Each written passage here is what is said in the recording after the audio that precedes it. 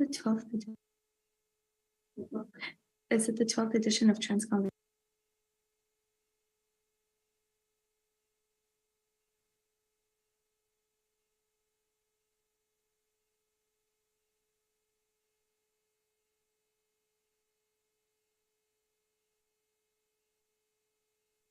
Assalamu alaikum, everyone. Dear ladies, gentlemen, and esteemed experts.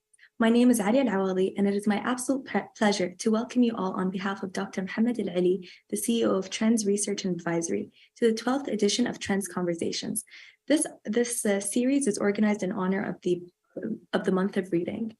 Today, we are lucky to have with us two esteemed scholars in the field of Asian Gulf security, Dr. Jonathan Fulton and Dr. Lee Chen-Sim.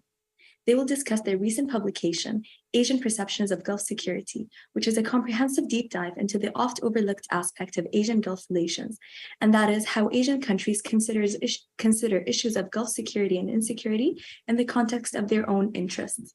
Filling this pressing gap in the literature, this book builds on previous scholarship, particularly Funabashi's Asianization of Asia, through a number of empirical and theory-driven cases. If you'll allow me, I'll now introduce our two panelists. Dr. Lee Chen-Sim is an assistant professor at the Institute of Civil and International Security at Khalifa University, Abu Dhabi. Dr. Sim is a specialist in the political economy of Russian and Gulf energy and its intersection with international relations. Her impressive academic career boasts a Master's of Science in Russian and post-Soviet politics from the London School of Economics, as well as a PhD in politics from Oxford. Her research interests now cover Gulf-Asia relations, Russia-Middle East relations, as well as the impact of energy on state-society patterns of interaction. Dr. Jonathan Fulton is an assistant professor of political science in the College of Humanities and Social Sciences at Zayed University, Abu Dhabi. Dr. Fulton received his PhD and focused his dissertation on Chinese relations with the Gulf Cooperation Council member states. He also holds degrees from Staffordshire University, the University of Southern Queensland, and Dalhousie University. An expert in Chinese policy towards Middle East, his current research and teaching interests cover, amongst other things, China-GCC relations, China's Belt and Road Initiative, and Chinese foreign policy. Thank you both for joining us today. I'm really excited to have this talk. If you'll allow me, I'll start by directing questions to each of you. Let's begin with Dr. Sim. I'd like to ask you, why are Asian views of Gulf security important, and why do they matter, or why should they matter to rulers of the Gulf? Please, the floor is yours. Thank you for the question, Alia, and thank you for very kindly hosting us at Trends. It's much appreciated that we're given this platform to speak a little bit about our book and our views on Asian perceptions of Gulf security. So your question is very key to the reason why we actually conceived of this project, this book. Because we felt that, well, there was a lot of writing about Western perceptions of Gulf security. In fact, our first joint book on this was about external powers and the Gulf monarchies. And in there, we featured both Asian and Western perspectives, among them like Russia, France, Korea, Japan, Turkey. So the Western perception is quite well documented in academia. But we felt that there was a much bigger role and more things to say about Western perceptions of Gulf security, given the changing nature of security perceptions in the Gulf, given the on-again, off-again perception of a U.S. commitment to the Gulf, given some of the more muscular foreign policies of the Gulf and trying to diversify their foreign policy. So we thought that there was quite a lot of space to understand what Asia thinks of Gulf security, particularly since, of course, Asia is the recipient of much of Gulf energy. And what we did was that we contacted potential contributors who were either living in these various Asian countries, India, Pakistan, Japan, etc., or who had very close associations with these Asian countries and who could speak the local language. So, for example, one of our contributors, Sundagang, he lives in China and speaks Chinese language, etc. So this was our pattern of how to identify authors, which we felt could bring a more local flavor to Asian perceptions of Gulf security because they were locally based and had local expertise.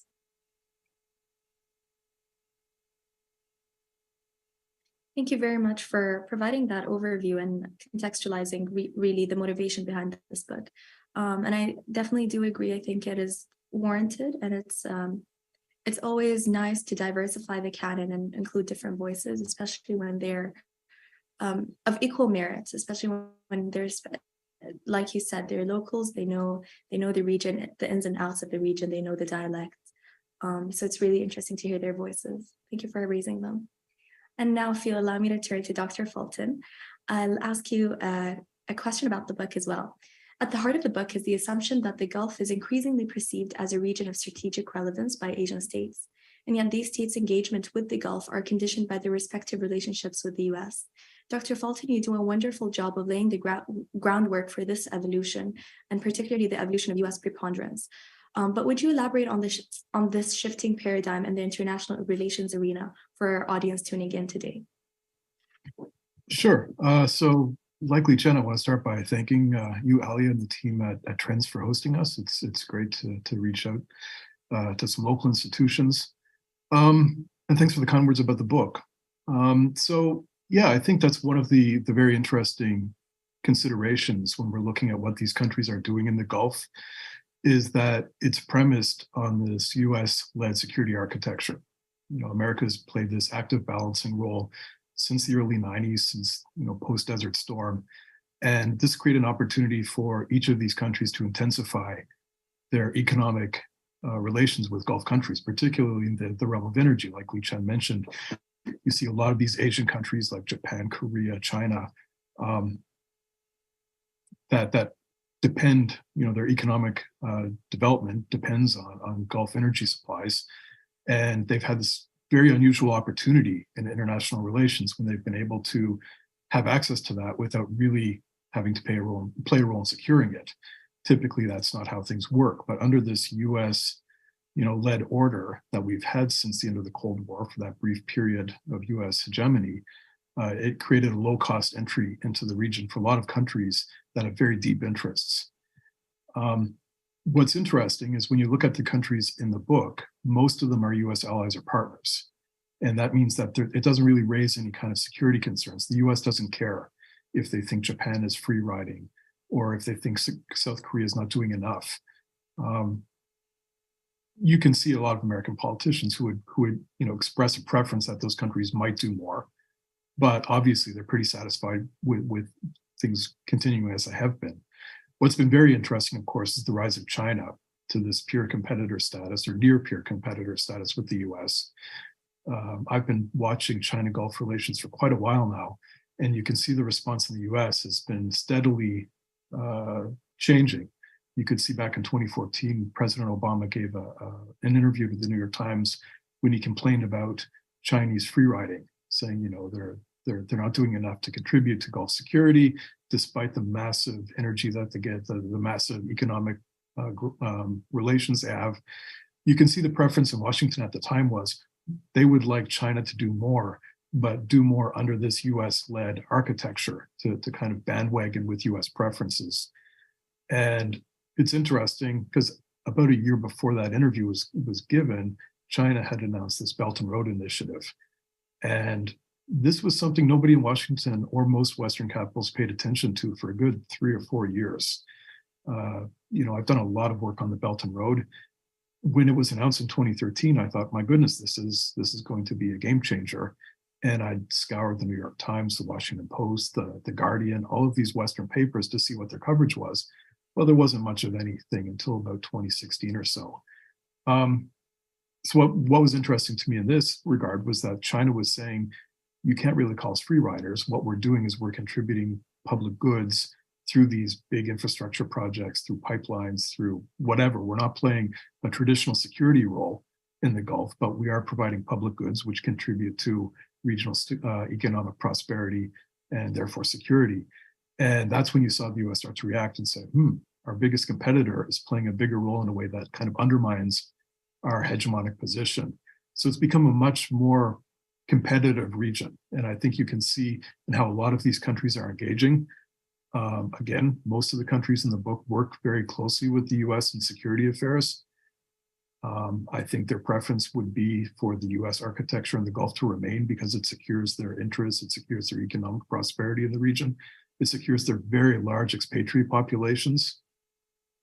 At the same time, this US-China strategic competition changed the landscape for a lot of countries. Everybody's looking at US domestic politics and wondering what in the world's going to happen in the next election. Is Biden going to win and try to maintain this allied-based approach to international relations? Is a Republican going to win and shred alliances like they did under President Trump and create this kind of free-for-all scenario in which other countries have to step up and start to take care of their own interests, which will lead to a lot more competition. I think that US position is really fundamental to all of this. So it's an interesting dynamic. I think what we see is from all of the other chapters, other than mine, the contributors are talking about what's driving the calculus in their country. And you see a lot of domestic pressures, regional pressures, but the baseline to everything is, how's the US going to respond to the Middle East? What's the US plan for the region? Are we going to be able to get what we have been getting at the same cost, or are we going to have to step up and do more? So it creates a really interesting period. If you live in the region like we all do, it's maybe a little nerve-wracking, but if you're a political scientist and you're just studying this, without having skin in the game, it's a fascinating laboratory to examine a lot of these dynamics.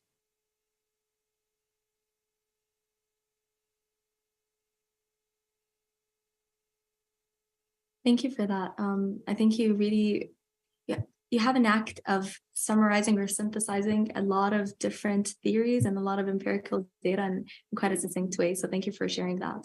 I think something that really stood out to me was the idea of the Gulf as a regional security complex in the changing order. Would you mind elaborating on that a bit more? Me? Yes. Okay, sure. So regional security complex theory, it's without getting too nerdy and going too deep into IR theory, it's a concept that was developed by Barry Buzan and Ole Weaver in this landmark book, I guess, in the early 2000s. And it built on Buzan's earlier work, just saying a lot of the Cold War analysis of international politics was looking at this great power stuff. What are the Soviets doing? What are the Americans doing? And that drove how we thought about international relations. But when you looked at what was happening in regions, you'd see that, of course, what their primary focus isn't, what Washington and Moscow want.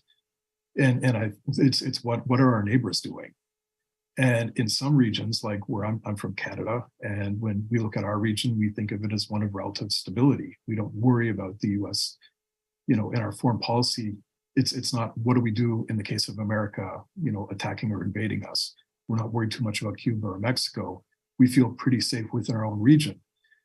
But if you look at the Gulf, and you see these 8 countries, if we include Iran and Iraq and the 6 GCC states, all of those countries are looking at each other and thinking, even if it's a positive security relationship or relatively positive one, you're still worried. What happens in that country affects my country in very intimate ways.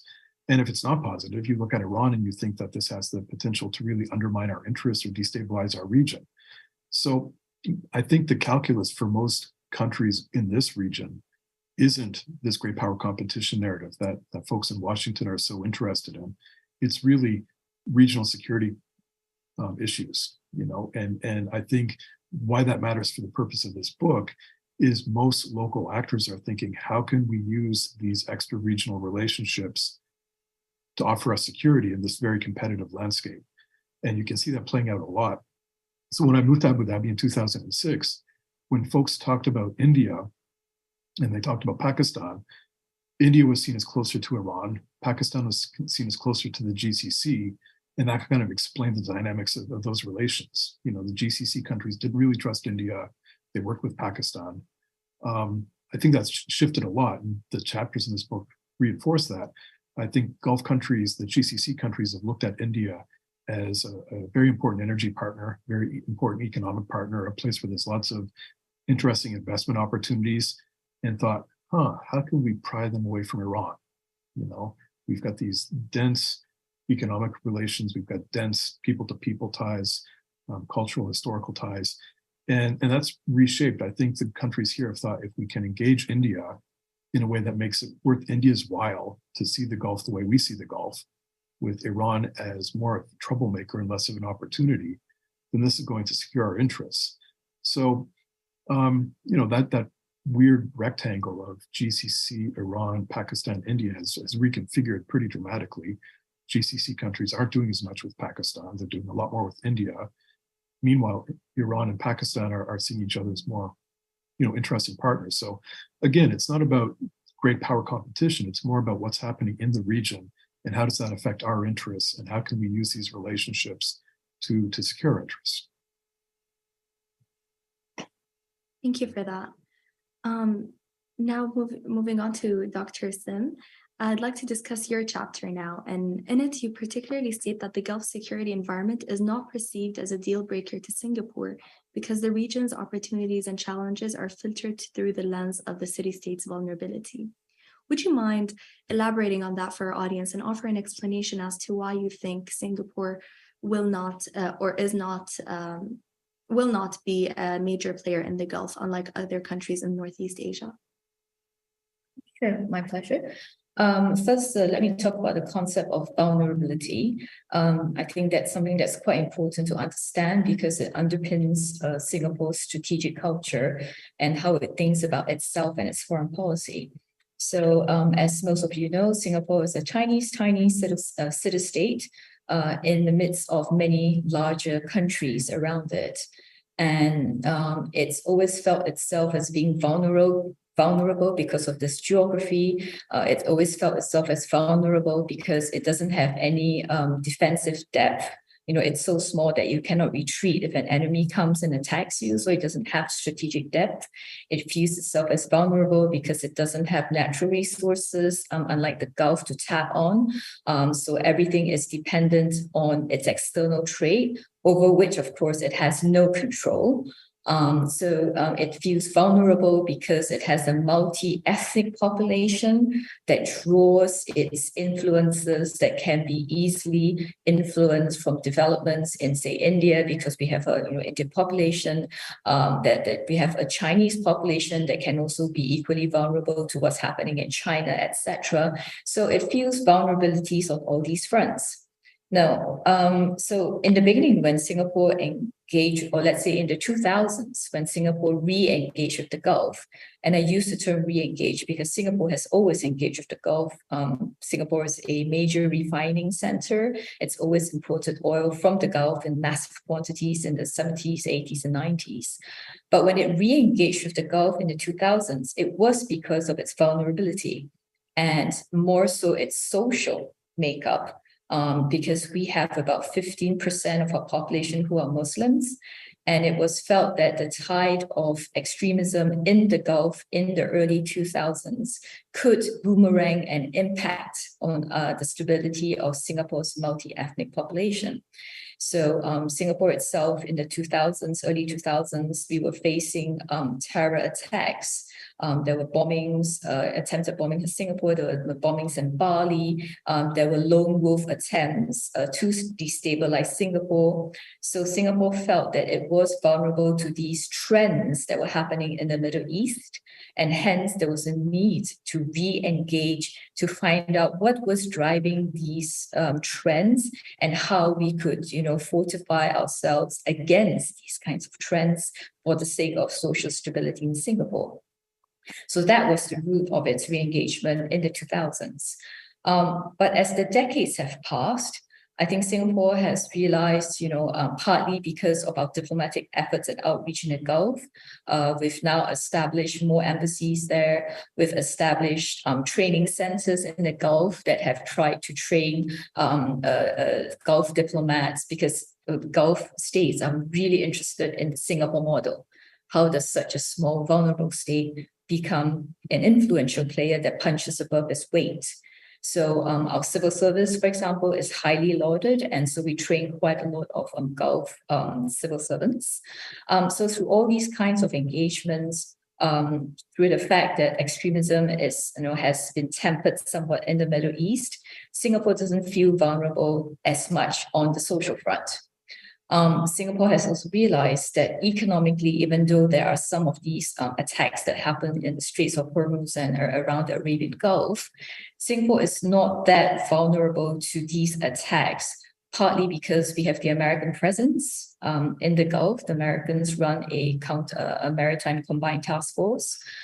We have the presence of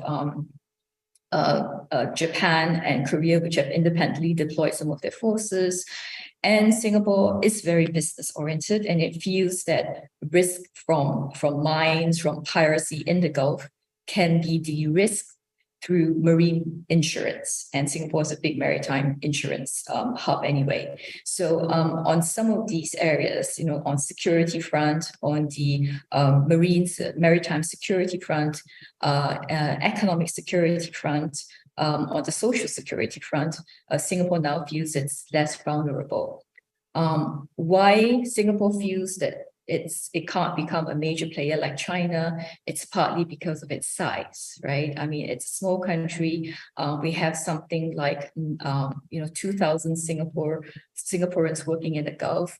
Think of Korea, which has something like 13,000 nationals working in the Gulf, and you can see that there's a difference in how much resources you want to expend, in that area to protect your nationals. So while Singapore is small and cannot contribute on its own, Singapore has contributed to the American-led counter-piracy task force, to the maritime task force. It has led some of these US-led efforts to counter piracy, to protect the waters. So I think Singapore feels it can contribute on its own sometimes, in terms of political relations, in terms of economic relations, but in terms of security, it's too small to make an impact on its own. It's better to be a force multiplier with the US, some multinational-led effort.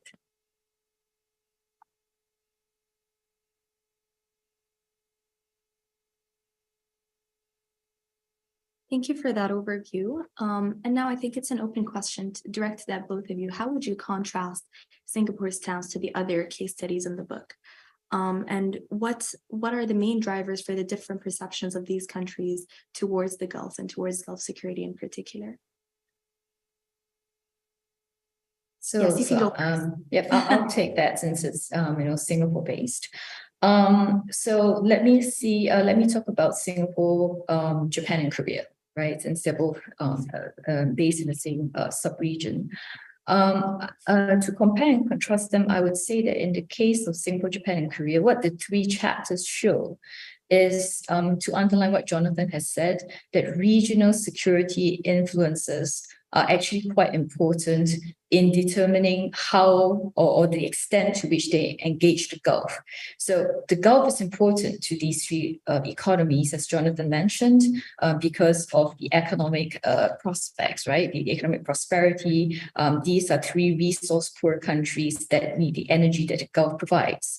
So the Gulf is important to these three countries, but the security challenges in the Gulf do not keep the decision makers in these three countries up at night necessarily.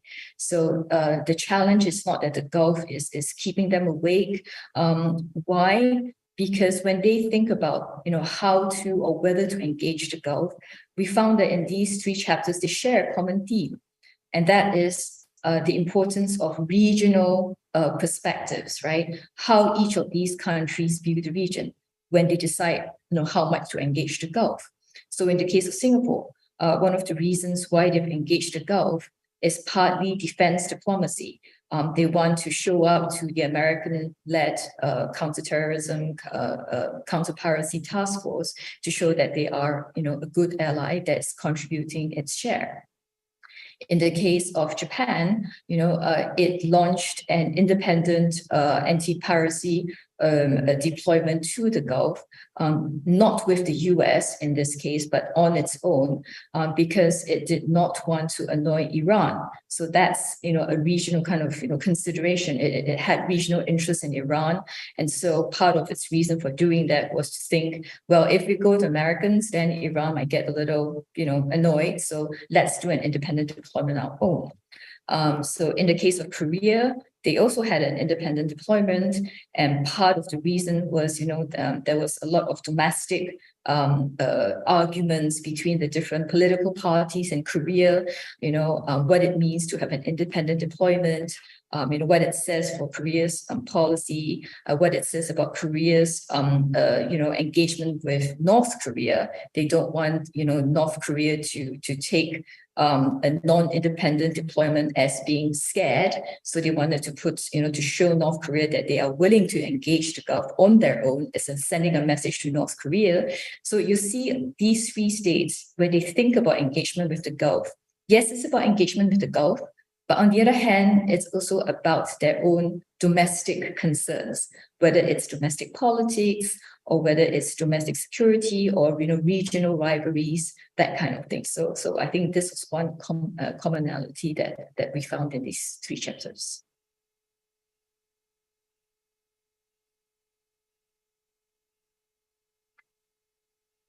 Thank you for answering that question and contrasting Singapore's case to a lot of different cases in the region. Dr. Fulton, I'll turn to you and then address this question to you. As the world continues to slowly pivot towards clean energy, while becoming less reliant on fossil fuels, how will this dynamic change the future of the Gulf-China relationship? And how will this relationship evolve after oil, in your opinion? Usually, Alia, if you're going to ask energy questions, I'd say turn to Li Chen. But I can give you a couple of insights just from my, my study of China in the region. Of course, that is the long-term trend, right? Is this move towards clean energy?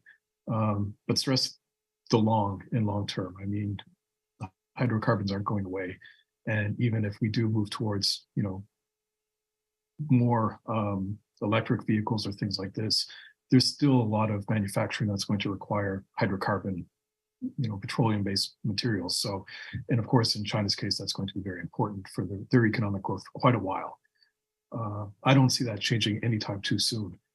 But one thing that you do see China doing is it's been trying to, it laid out a plan in 2014. There's this every 2 years, there's a forum that China holds with the Arab League states called the China Arab States Cooperation Forum.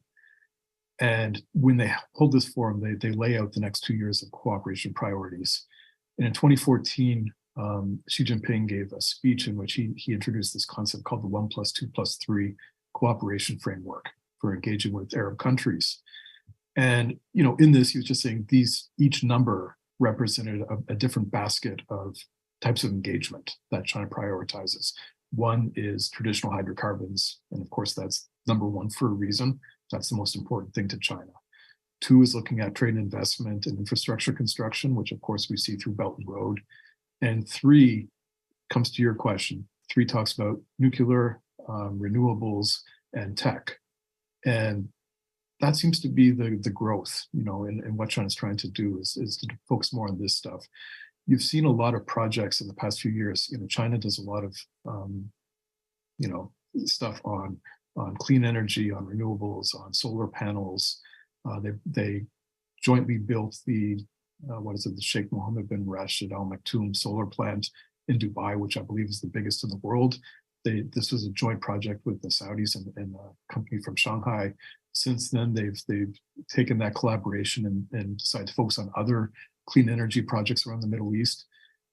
So you see China's really looking to become a player in that field, where in the past, China's looked at the region as a place where it imports energy. What could be interesting is it could be looking at it as a place where they export either technologies for renewable energies to the Gulf countries, or exporting energy itself. So it is a pretty interesting dynamic. As we get started here today, I was just working on a paper on China-Oman relations and looking at the energy relationship and just how big it is. how much China imports from the region. And it really is fundamental to a lot of what's happening. So, despite obviously the turn towards cleaner energy in the future, I don't see it as really changing things anytime too soon. But I can see Li Chen starting to move, so I think she has something to add. Yes, please do, Dr. Sim. The floor is yours.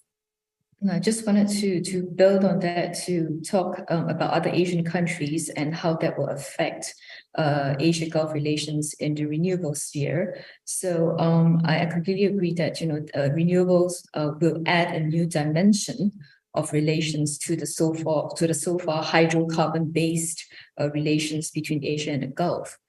So apart from China, if we look at, say, renewable energy, the Japanese banks are major financiers of renewable energy in the Gulf and also the wider Middle East.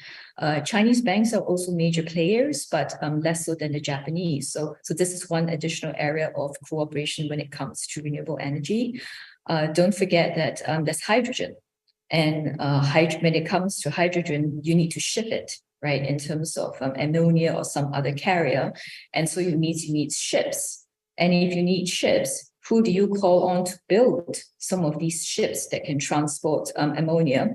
That would be the Koreans, who have an amazing shipbuilding industry, and also the Chinese. So, you have these other avenues, shipbuilding, you have financing that leverage on the renewable energy projects that are going on in the Gulf. So even in terms of India, if you look at India, again, you find the Gulf investing in Hero Energies in India, which is a renewable energy giant. So it doesn't mean that it will take over and the hydrocarbon relations, but it's just a new avenue to expand and to deepen and broaden Gulf Asia relations.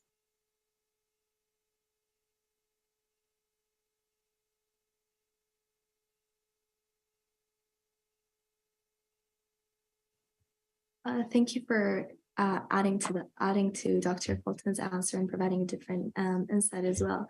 I'd like to divert the conversation again to the title of the book, Asian Perceptions of Gulf Security. Would you kindly elaborate why exactly you stress on the perceived power of Gulf security and not the actual power of Gulf security? What is there, that you can offer on that? Thank you. I'm glad you picked up on that, because the perception is the important word here, because we're not seeing a lot of action, but we are seeing a lot of consideration. Like I said in my earlier remarks, I think a lot of Gulf countries, when they look at the region and they have they see economic opportunity, they see energy that's important to them, and they've seen that as coming at, like I said, very little security cost. The perception bit is everybody is, again, looking at this changing landscape and thinking, what is it worth to us to play a bigger role in that sector? Are we willing to divert valuable diplomatic or military resources into this far off region? And this is a point Li Chen brought up when she's talking about domestic considerations in Singapore, in Korea, and Japan. Each of those countries, the logic of a regional security complex features in their thinking too.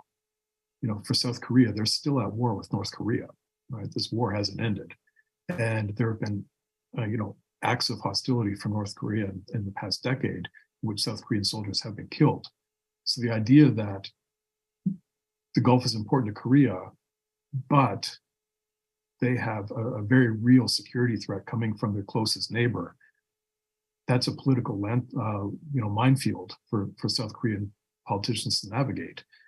I think we saw when South Korea negotiated the Baraka nuclear power plant deal with the UAE, there was a security component. There was the public-facing part, which was the ACT unit, that South Korean soldiers would come here and do joint training exercises with elite units or elite forces in the UAE.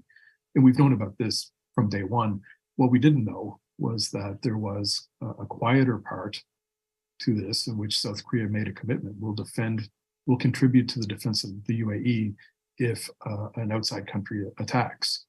They didn't say this publicly because they knew it would cause a lot of political hand-wringing in Korea, because opposition parties would say, how dare you divert or make a promise to divert our security forces to a far off region that's protected by the US when we have to devote all of our resources to navigating this conflict with North Korea. Meanwhile, the book came out earlier this year, but a lot of it was written during or considered during the Trump administration years when the US was imposing certain costs on its allies, especially with Korea. Trump was saying, look, if you want us to support you, you've got to give us more money. And the value of that alliance relationship was causing a lot of concerns in Seoul.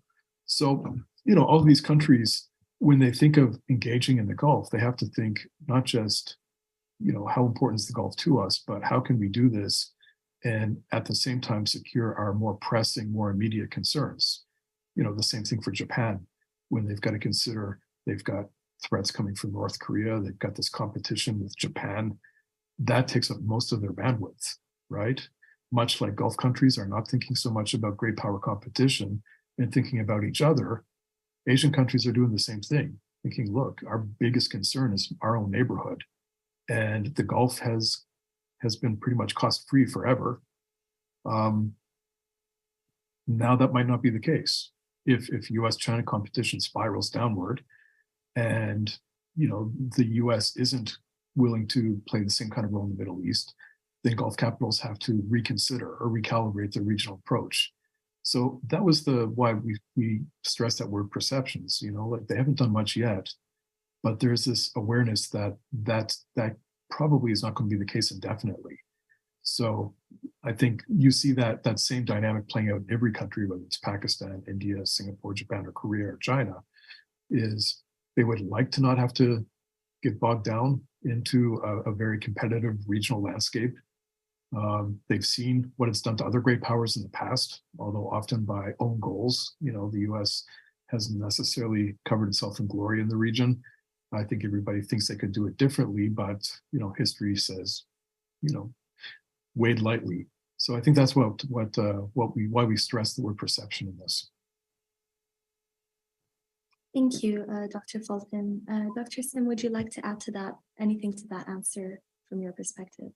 Okay, then if you'll allow me, I'd like to revert one of the four main questions that this book tackles onto you, because I think it is particularly interesting for the fact that it puts forth a simple yet profound question. And I think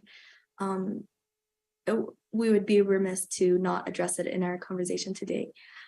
So I'll address it to both of you, whoever wants to tackle it. But is there an Asian-centered approach to Gulf security, or will Asian rivalries make the region a theater of competition? And what will this theater of competition look like, or how will it manifest itself, if so? So there isn't an Asian-centered approach yet. Now, one of the chapters in the book was written by another Abu Dhabi resident, Janardan, who is head of the research unit at the MR Gargash Diplomatic Academy. He argues that there should be, but the fact is there isn't yet. And if there were, I'm not sure that it would necessarily be, contributing to regional prosperity or stability, just because of that point you mentioned. There are a lot of tensions beneath the surface. There's been a lot of talk over the past few decades about the coming Asian century. Asia's seen tremendous transformation. For decades. And for anybody who's spent time in Seoul or Singapore or Shanghai or Tokyo, those cities are just alive with this buzz, this energy of prosperity and bright future. At the same time, I just talked about these tensions amongst each other. And I lived in Korea 5 years. Korean attitudes towards Japan are very, very, very, what's a polite way to say, terrible. They really don't like each other very much. They don't trust each other. They've got a long, difficult history, much like you do with some of your neighbors across the Gulf. Proximity leads to a lot of bad experiences in some cases. And I think what's prevented those hostilities from boiling over, obviously, it's the fact that both those countries are US allies. And the US presence in East Asia has contributed to their interests since the end of the Cold War, or the end of World War II. They've had to cooperate grudgingly in a lot of areas where they would rather not, because of their status as US allies.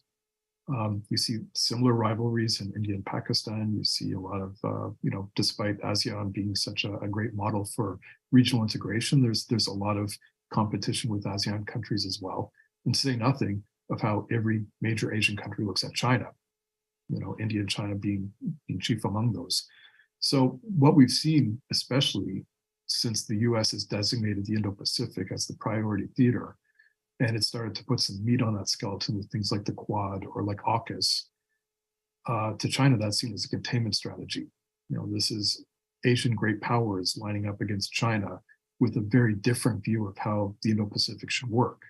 The US promotes this liberal rules-based order that India and Japan and Australia and several other US allies and partners prefer.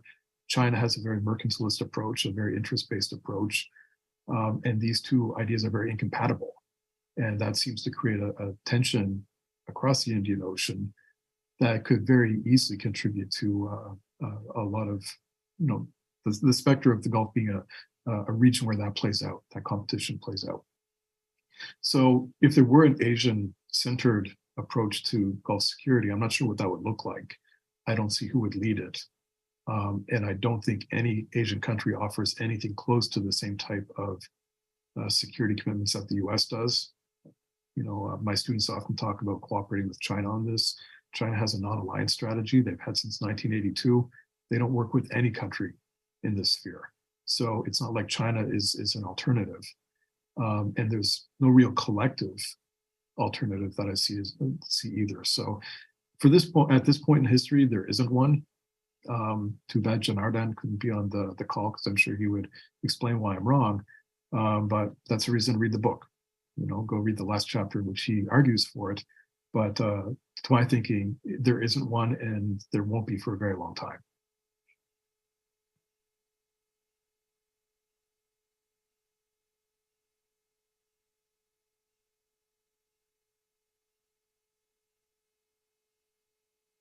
Thank you, Dr. Fulton. Dr. Sim, I'd like to ask you about the US-China relations, and particularly with the complications of Russia.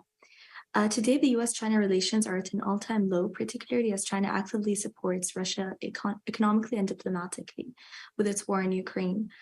Assuming China expands such support to include military assistance, which might or possibly already be the case, would you expect the Gulf states to continue to maintain its somewhat neutral position regarding the war, the Russian-Ukraine war? It's a great question and very topical. Yes, assuming that China steps up its cooperation with Russia with regards to the war, I actually do expect the Gulf states to try to remain somewhat neutral. And the reason is this. In the West, basically, Russia is kicked out of a lot of the big forums, right? It's kicked out of Davos, the big economic forums, is basically disinvited.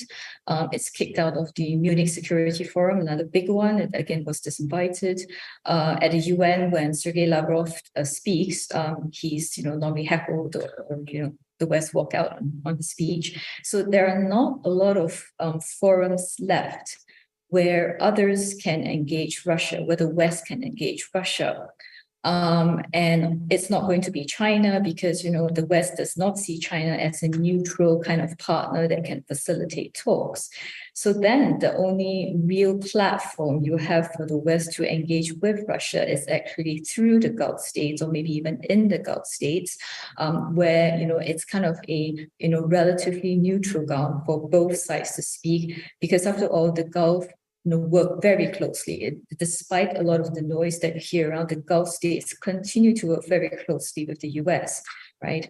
The Saudis and the US are discussing about some kind of integrated defense or more training. You have the Fifth Fleet, of course, in Bahrain. You've got CENTCOM in Doha. So despite all the noise, the Gulf states work very closely with the US security matters. At the same time, Russia and the Gulf states engage quite closely, on a number of investments, trade issues, even diplomatic issues. The Gulf states have assisted the West in prisoner exchanges, for example, in the Russia-Ukraine war.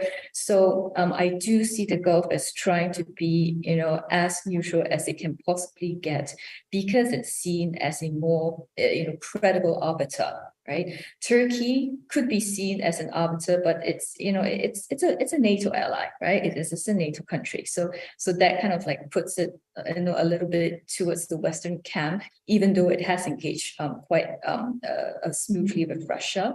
So I think all in all, the Gulf states will still be seen as that neutral ground, and they would like to keep that as long as possible. But it does involve quite a lot of balancing act, because you have pressures from the US to try to get them to be a bit more proactive in supporting the West against Russia.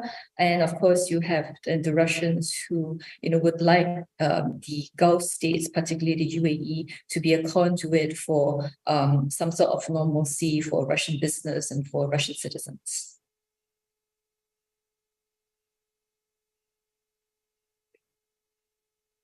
Thank you for clarifying that. And now I'd like to address a question to Dr. Fulton, please, which is, what is the impact of the digital Silk Road in general, but especially on the Gulf, considering their strong ties with the US? That's a big one. The Digital Silk Road Initiative, China rolled this out in 2015. And again, it's not something that got a lot of notice when it was announced. I think it got a lot more around 2018 I guess 2017 rather. In 2017, the US announced their national security strategy, in which they changed their defense and security posture away from counterterrorism to great power competition. And they identified Russia and China as the great power competitors.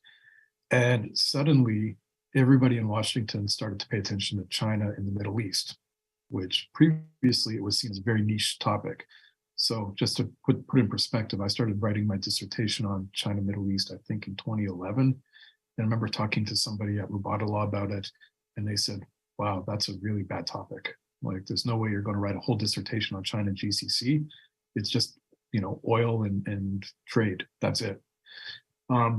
By the time this security strategy came out from the US and they realized, oh my goodness, China's doing a lot of really deep stuff in the Middle East that we hadn't really considered, everybody just thought of it again. China sells cheap stuff and they buy oil, and that's the end of the story. And you could see in 2018, US officials started to pressure Gulf partners and allies about Chinese tech.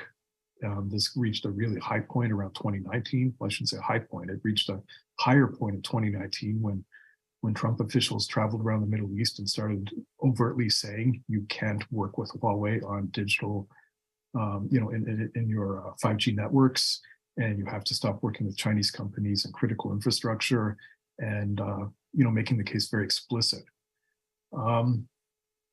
What's I think the problem with this is that, again, the US wasn't paying attention. If you go back to that speech I mentioned in 2014, when Xi Jinping said this 1+2+3 cooperation framework was going to drive relations with Arab countries, this wasn't announcing something new. This was putting a framework on something China had already been doing. This was saying this is our integrated approach to the region, taking these disparate things and putting them together into this pattern. But they'd already been working with a lot of countries on Beidou satellite navigation technology, for agriculture, for as a replacement to existing Western technologies as competitors. Huawei had been using 5G with a lot of countries in the region. The Saudis have been using it to help manage, crowd control and first responders during Hajj pilgrimage, when they have all of these people show up in the kingdom at once. Obviously, you've got to respond. There's going to be health problems. People will faint. People will need an ambulance or whatever. And China's really good at this stuff. And you've seen a lot of their smart city technology that they've been using in their coastal cities has been being exported to Dubai, to Riyadh, potentially to Neom, just across the Middle East in general. And this stuff had already been deeply implemented. So I have a friend who worked in a North African country for Huawei. And, this country is not particularly wealthy. And they had bought this technology from China because it was cost competitive, because it came with great after-sales service, because they were willing to build this stuff in the country so that they were getting the knowledge. They were setting up training academies to educate people on how to work. Of course, not in greater tech, but mostly in Huawei tech. This country had spent already a lot of time and money to buy not just the software, but also the hardware to install it and train all the people. And then several years later, Washington says, hey, this is a problem for us. We'd like you to stop doing it. And of course, the big issue is, does Washington have an alternative? And they don't. The US promotes allied technologies. They'll say use Ericsson or use Samsung or use something else. But the issue is that's very expensive. It's much more expensive than the Chinese tech.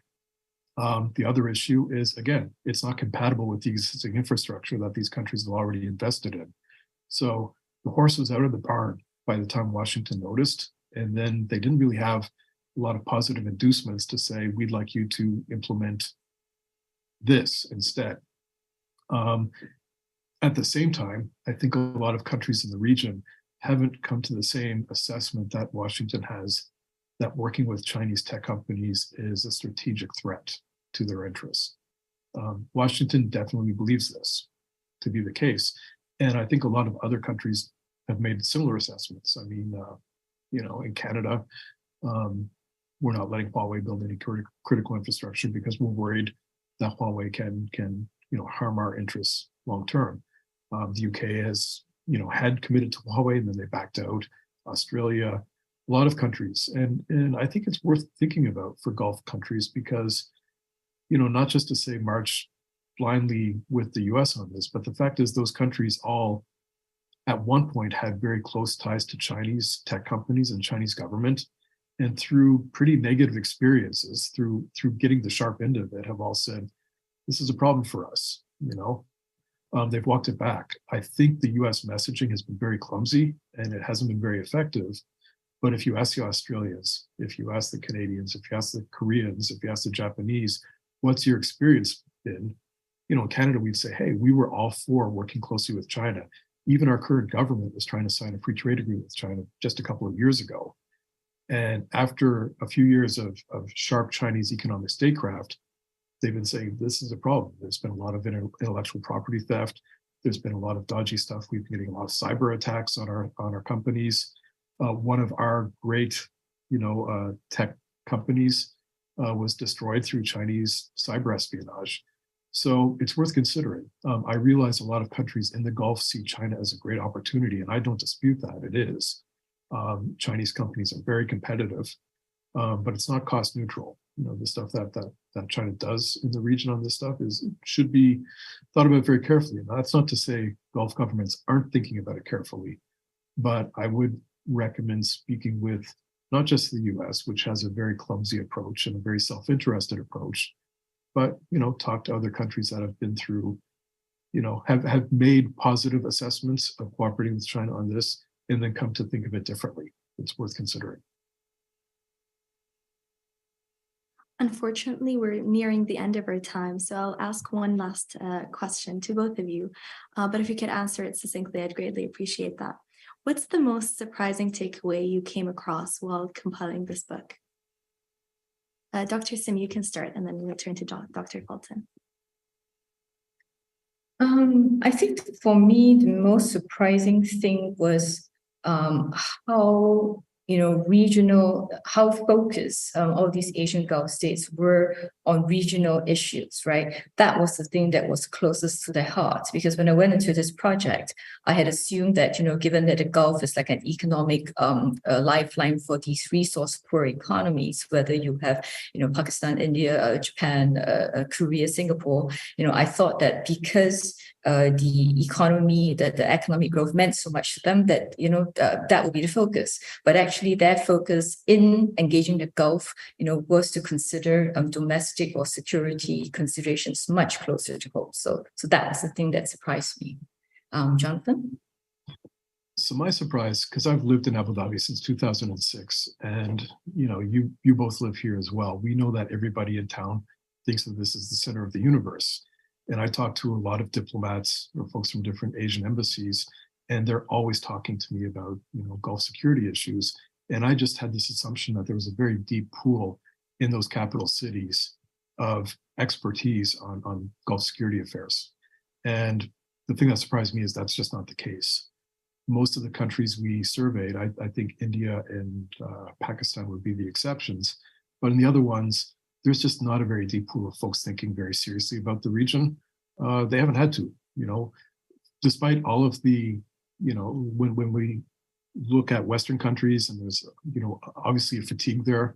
There's been centuries of not always positive engagement with Western Europe or with the US.